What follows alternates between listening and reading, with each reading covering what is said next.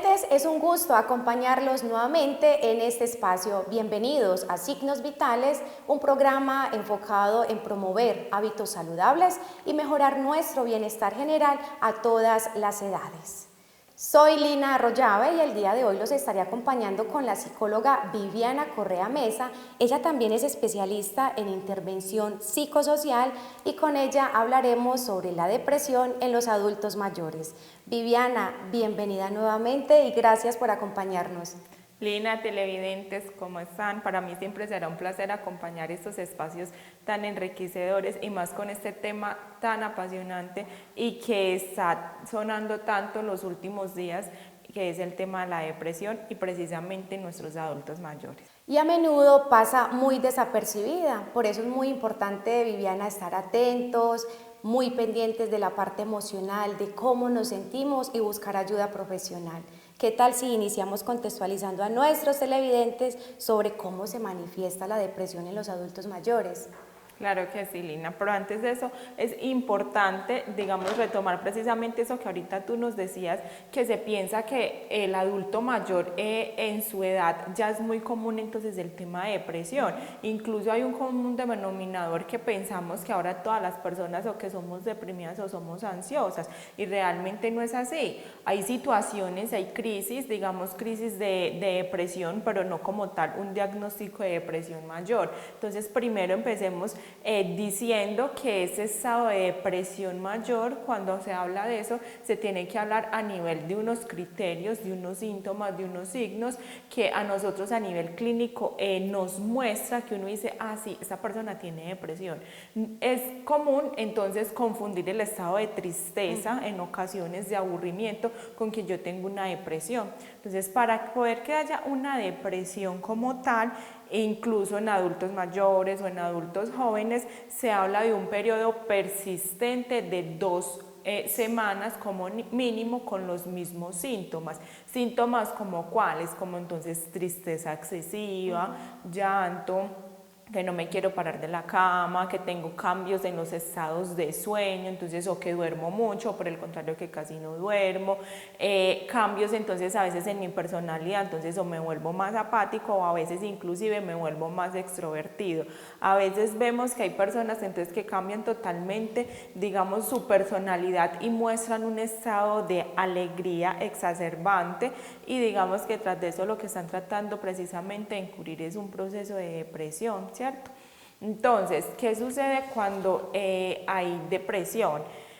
No todos los casos son iguales porque el ser humano es un caso unificado, ¿cierto? Entonces no siempre se ve y se manifiesta de la misma manera, pero si hay unos síntomas, unos criterios que nos dicen ya hay algo que acá no está bien. También es importante recordar que la tristeza, digamos como un estado, como una emoción base, así como la alegría, hace parte de nuestro día a día. Entonces, no es de angustiarnos de que hoy me levanté un poquito decaída, un poquito triste, ay, ya me va a dar depresión, no. También es permitirnos como sentir ese estado, así como cuando nos enojamos, así cuando estamos contentos, así como cuando tenemos miedo, la tristeza también hace parte de ese día a día.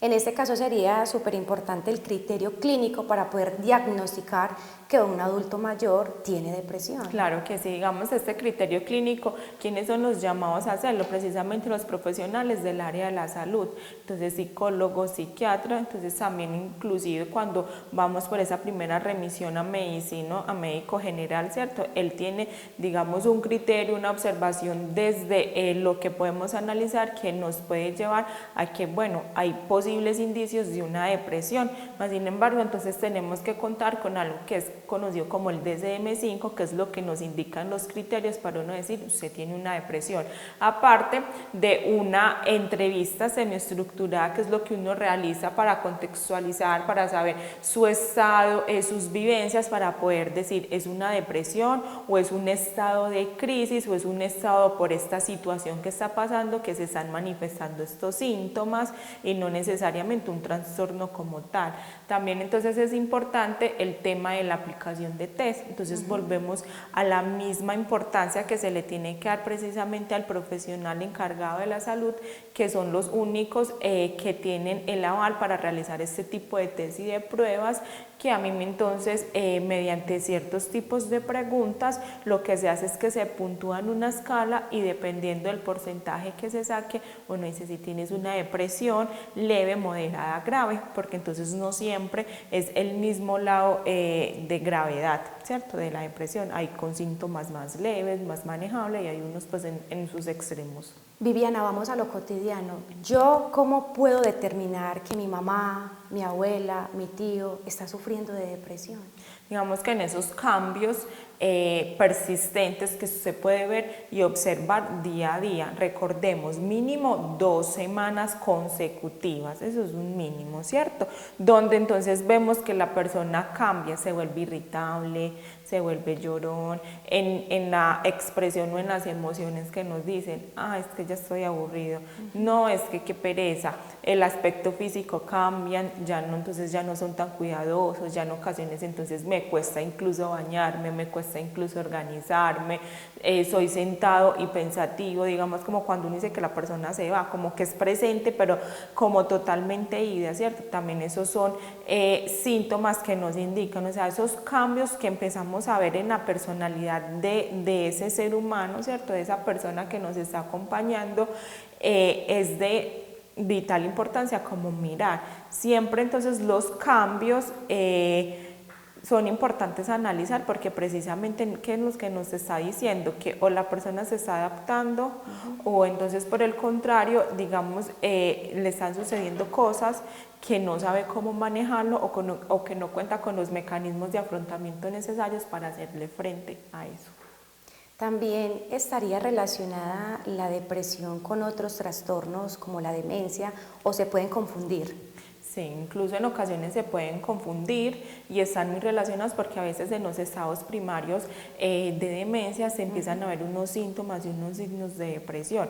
Es muy importante entonces hacer el diagnóstico diferencial. Digamos que a veces como familiares, como cuidadores, no tenemos las herramientas y las capacidades necesarias para hacerlo, por eso es importante entonces hacer esa remisión, primero que todo entonces con el médico pues general y ya hace como la autorización a psicología y psiquiatría, o si contamos con los recursos económicos necesarios, entonces hacer la activación de ruta de una vez por psicología o psiquiatría, ¿cierto?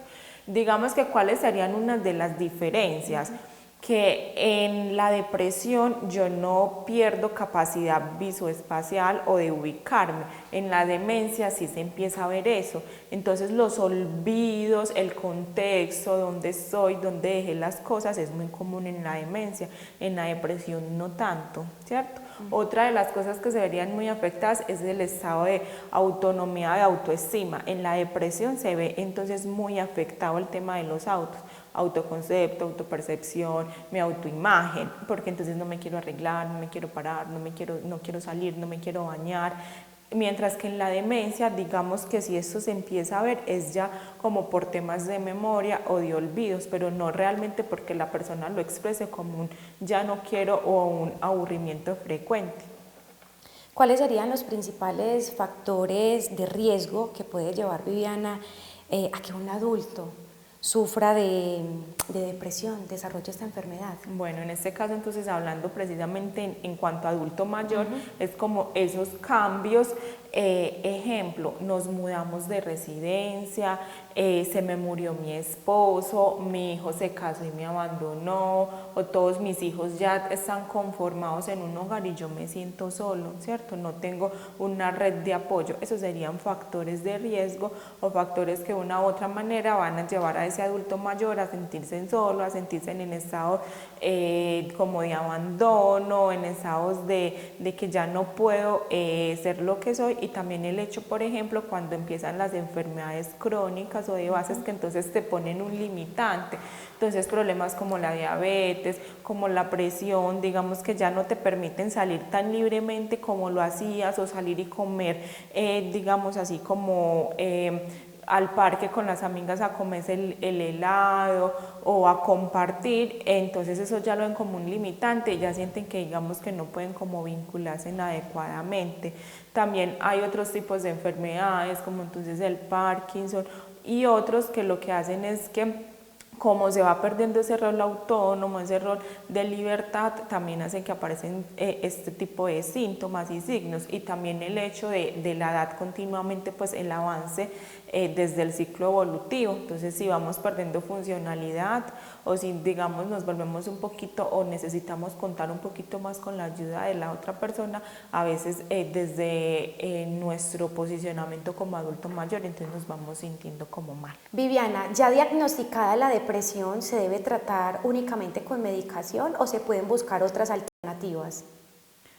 Bueno, eso va a depender, ¿cierto?, de la persona, de su grado y digamos de qué tan avanzado está. Entonces, en ocasiones cuando nos encontramos con un proceso de depresión es porque digamos que a nivel cerebral hay una baja de uno de los neurotransmisores, serotonina, que es como el que regula los estados de ánimo. Entonces, cuando estos bajan, lo que se necesita es proceso psicofarmacológico, sí o sí, porque estos son los que hace que vuelva y se equilibre esta sustancia y entonces que volvamos a sentir como estados de bienestar, de tranquilidad.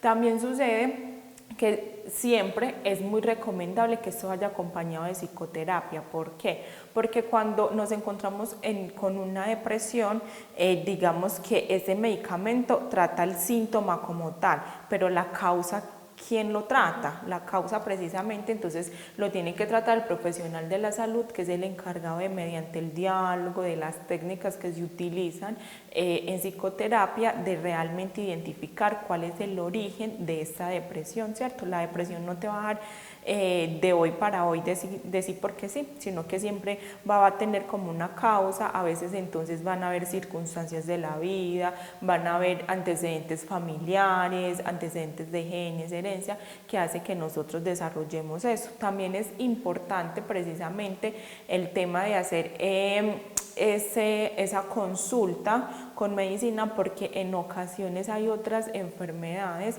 o otros padecimientos como el tema de la tiroides, que activa ciertos síntomas de depresión, pero que en ocasiones no es que la persona esté con un cuadro de depresión mayor, sino que digamos como en la tiroides se ve afectando el sistema endocrino y otros sistemas, entonces hace que se presenten unos síntomas y unos signos que afecten mi estado de ánimo. Pero por eso es tan importante no automedicarse, sino precisamente consultar, porque es dependiendo del caso que se escoge como el tratamiento más adecuado. También que se está ofertando o que se está trabajando mucho el tema de la atención plena, el tema del yoga, el tema de la respiración consciente, que eso entonces nos ayuda mucho a nivelar todos esos procesos de estados de ánimo, también a veces de ansiedad, porque la depresión muy comúnmente va acompañado, no siempre, pero en su gran mayoría, de estados de ansiedad o de otros síntomas. Entonces esto también es un factor muy importante, porque nos permite, nos enseñan a cómo volver a que nuestro cuerpo, a volver a regular nuestro estado, ¿cierto? Viviana, tenemos una televidente que le realiza una pregunta el día de hoy respecto a este tema. Conozcámosla. Viviana, ¿cómo la depresión afecta la calidad de vida de nosotros los adultos mayores? Bueno, las afectaciones, digamos, se ven no solamente a nivel emocional, sino también a nivel físico. Entonces empecemos a nivel físico, entonces empiezan dolencias en el cuerpo, dolencias que en las rodillas, que en la zona lumbar, que les duele mucho la cabeza, que les duelen las articulaciones, que le duele el estómago, problemas entonces de gastritis, a veces viene acompañado con vómitos o incluso a veces también daños de estómago o estreñimiento. También, ¿qué sucede? Afecta la forma en que yo me relaciono con mi familia, en la que yo me relaciono con con mis personas cercanas, con mis vecinos, con mis amigos, con mis círculos de amigas, con mi círculo de algún otro de los grupos a los cuales pertenezco. Entonces me vuelvo apática, ya no le encuentro diversión a lo que antes hacía, ya no quiero salir, a veces incluso me vuelvo irritable, entonces me vuelvo contestona, me vuelvo grosera, que por nada, entonces que parece un fosforito ya que me enciendo, ¿cierto? Que por todo me molesta, nada me motiva, no le encuentro gracia a nada, entonces de esa manera también. Y afecta también a manera cognitiva, en mis pensamientos y también en mi desarrollo, entonces viene acompañado de pensamientos como para que a veces en ocasiones como para querer vivir, otro tipo de pensamientos podría ser entonces ya no soy tan funcional o ya soy un estorbo, soy una carga para mi familia o ya no tengo entonces la misma libertad que tenía primero, ya no puedo desarrollar las mismas actividades y eso entonces también hace que baje o que sea afectado mi autoestima y todos los demás autos que vienen de ahí, autoconcepto, autoimagen, y también el tema de los procesos a nivel de memoria y de atención. Entonces, por ejemplo, es muy común que en la depresión se van alteraciones en el patrón de sueño y de alimentación. O duermo mucho o no duermo, ¿cierto? Pero digamos que esos cambios hacen que entonces yo ya tenga como huequitos a la hora de procesar la información. Entonces que yo ya tenga olvidos con mayor frecuencia, que yo ya no recuerde las cosas, que no tenga el mismo grado de atención que antes tenía, que me distraiga con más facilidad, que no logre entonces conectar. Y también entonces se ve presente también al momento de hablar, ¿cierto? A veces dificultad entonces para expresar, para decir las cosas. Este tema es bastante fuerte, Doc. Usted acaba de mencionar algo muy importante y son esas señales o esas dolencias, afectaciones en nuestro cuerpo, por ejemplo, las rodillas. Me parece bastante triste en las personas que tienen depresión, se les ve reflejado esta situación. Un ejemplo, las rodillas. Y aparte sufren de algunas enfermedades, otras enfermedades degenerativas, como lo mencioné en un programa anterior. ¿Qué se puede hacer en este caso? Digamos, se puede confundir ese dolor de la rodilla relacionado con la depresión y la otra enfermedad, la enfermedad degenerativa. A mí me encanta recordar eso y es que el tema de que cuando nosotros no hablamos, no expresamos o no validamos eso que nos está pasando, esa emoción, esa circunstancia o eso que nos está atravesando que es muy fluctuante, nuestro cuerpo en su enorme sabiduría de alguna manera entonces nos avisa, ¿cierto? Somatizamos dolores de cabeza, dolores en el cuello, en las articulaciones, entonces ahí es donde viene como, ay, que me duelen las manos, pues ya no puedo hacer nada, que me duelen mucho las rodillas. Digamos que no siempre, pues cuando se habla de un proceso de depresión, tiene que ir eso acompañado, o que si a mí me están doliendo pues las manos y la articulación y la rodilla es que ya tengo depresión, no. Por eso se inició el programa precisamente haciendo énfasis en la importancia de hacer el diagnóstico diferencial y de acudir al médico o a ese primer profesional del área de la salud que digamos pueda hacer ese diagnóstico que a mí me diga efectivamente es una depresión o por el contrario es una crisis de una situación que estoy pasando o es una enfermedad como de tiroides o es una enfermedad de artritis o cualquier otro tipo de enfermedad que digamos que a veces en ocasiones también viene acompañado de unos síntomas, de unos signos que muy por encimita medio dan pinceladas a lo que se conoce como depresión, pero no como tal un trastorno de depresión mayor. ¿Influye también la soledad, el aislamiento a la hora de diagnosticar este trastorno? Claro que sí, la soledad y el aislamiento se ve presente sí o sí y no es lo mismo, entonces a veces confundimos soledad y aislamiento con que es lo mismo, no, el estado de soledad es, por ejemplo, cuando yo estando en compañía de las demás personas, de mi círculo de amigos, de mi familia, yo me siento vacío, ¿cierto? Siento que no pertenezco y aislamiento es cuando desde mi individualidad, desde mi conciencia, entonces yo decido dejar de pertenecer, dejar de tener ese grado de pertenencia y afiliación con mi círculo de amigos. Entonces, si combinamos las dos, el estado de que me siento solo, me siento abandonado, siento que ya no encajo, que estoy muy viejo, que ya mis hijos no disfrutan conmigo, que mis nietos entonces tienen otras actividades diferentes, o que no tengo hijos, que están en el exterior, que no tengo familia cercana o que no tengo una buena relación con mis hermanas, pero entonces aparte de eso, ejemplo, dejo de asistir a los programas de Centro Vida, ¿cierto? O dejo de salir a caminar con mis amigas en las mañanas como lo hacía, o dejo entonces de sentarme en el parque a hacer la lectura diaria que hacía.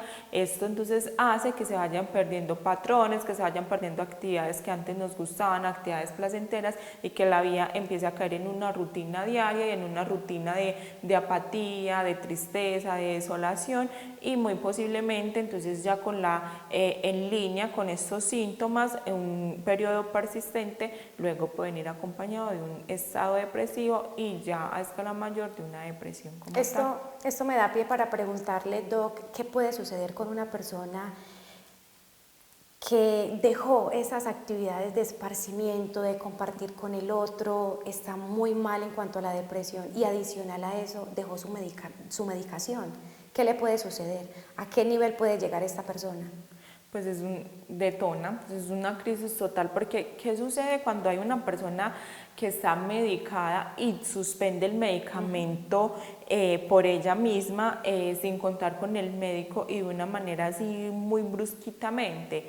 Lo que hace es que el cuerpo tiene una reacción adversa, ¿cierto? Entonces la crisis, la recaída va a ser mucho mayor y luego el proceso de adherencia va a ser más diferente. Entonces incluso cuando vuelven y empiezan a tomar los medicamentos ya no son las mismas dosis, incluso a veces hasta les medican nuevos fármacos porque digamos los procesos se alteraron tanto, el cuerpo está tan desequilibrado, los estados, que entonces hacen que sea un efecto más grande, un shock más grande.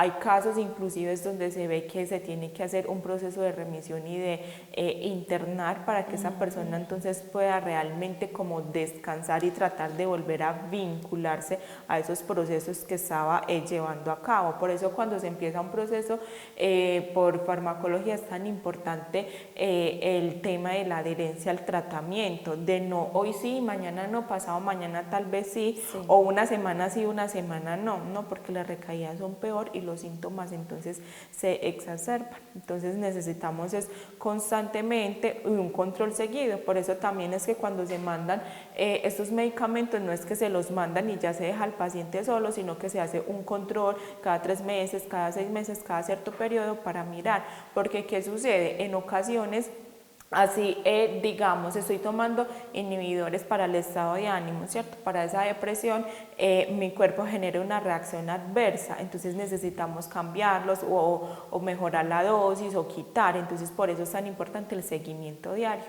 Y tenemos otra pregunta por parte de una televidente. Claro, ¿Qué tal si la conocemos? Hola Viviana, ¿cómo se puede evitar la depresión en el adulto mayor?